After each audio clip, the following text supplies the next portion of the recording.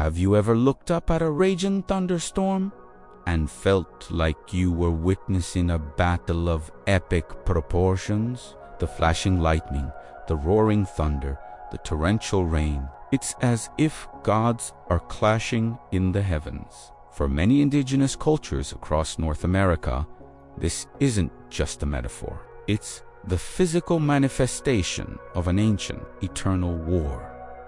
The battle between the mighty Thunderbird and the colossal Great Serpent. This isn't just a story. It's a foundational myth that explains the very balance of the world. Imagine a creature so immense its wingspan darkens the sky, a being whose eyes flash with lightning and whose cry is the deafening boom of thunder. This is the Thunderbird, the master of the upper world, the powerful spirits of the sky, storms, and sacred truth. Now, imagine its adversary, a being of immense size and power, dwelling deep within the earth and the waters below, a creature whose scales can be as hard as stone, who commands floods and earthquakes, and who represents the untamed, often dangerous forces of the underworld.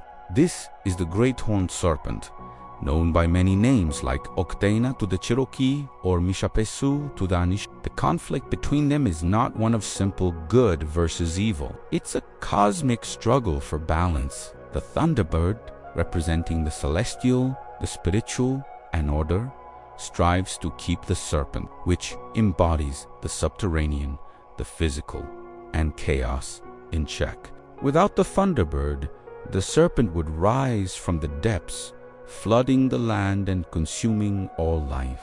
Without the serpent, the life-giving rains would cease, and the earth would wither. Their eternal fight is what maintains the delicate equilibrium between the sky and the earth, the wet and the dry, creation and destruction. Across the Great Plains, the Lakota people tell stories of Wakia, the Thunderbird.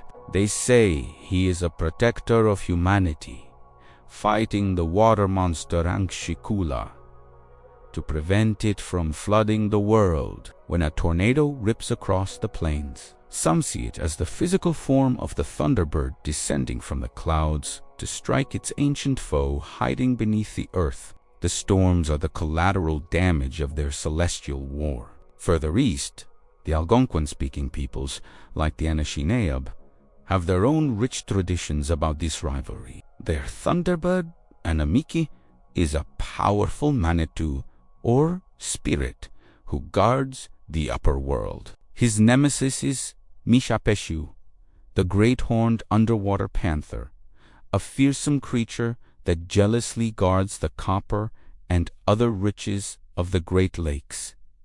Sailors and fishermen would offer tobacco to appease Mishapi, hoping the Thunderbird would protect them from the serpent's wrath, which could manifest as sudden squalls and treacherous currents. These stories are more than just explanations for weather. They are woven into the cultural and spiritual fabric of these nations. The Thunderbird is often a central figure in sacred ceremonies, its image carved into totem poles and painted on shields. It's a symbol of power, protection, and divine authority. To see a Thunderbird was a great honor, often bestowing spiritual power or a sacred mission upon the witness. Conversely, the Great Serpent was both feared and revered. While it represented danger and chaos, it was also seen as a source of immense power and knowledge, particularly concerning medicine and magic.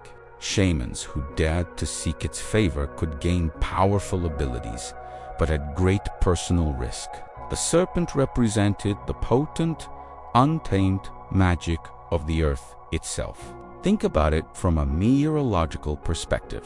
The story perfectly captures the science of a thunderstorm. The upper world of the sky, ruled by the Thunderbird, is a place of atmospheric instability and electrical charge.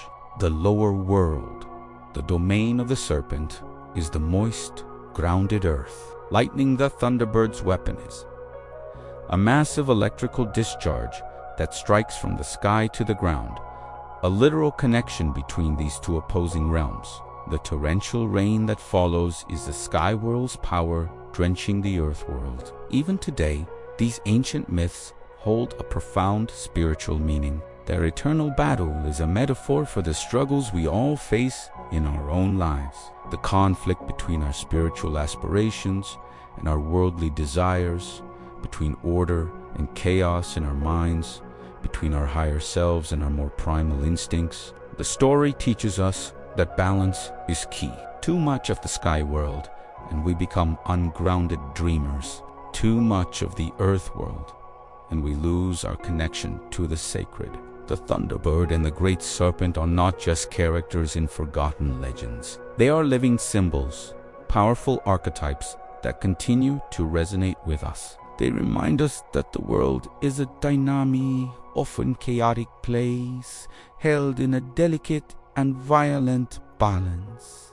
They show us that behind the veil of the mundane world, a grand, cosmic drama is constantly unfolding. Next time you find yourself caught in a thunderstorm, take a moment. Listen to the roar of the thunder and watch the flash of the lightning. You might just be witnessing the latest clash in the eternal war between the sky and the earth, a battle that has raged since the dawn of time, ensuring the world as we know it continues to exist. It's a humbling and awe-inspiring thought, connecting us directly to the ancient wisdom of this land. Thank you so much for joining me on this journey into myth and legend. If you found this story as fascinating as I do, please hit that like button and subscribe for more explorations into the world's greatest myths. Let me know in the comments what other legendary rivalries you'd like to see covered. Until next time,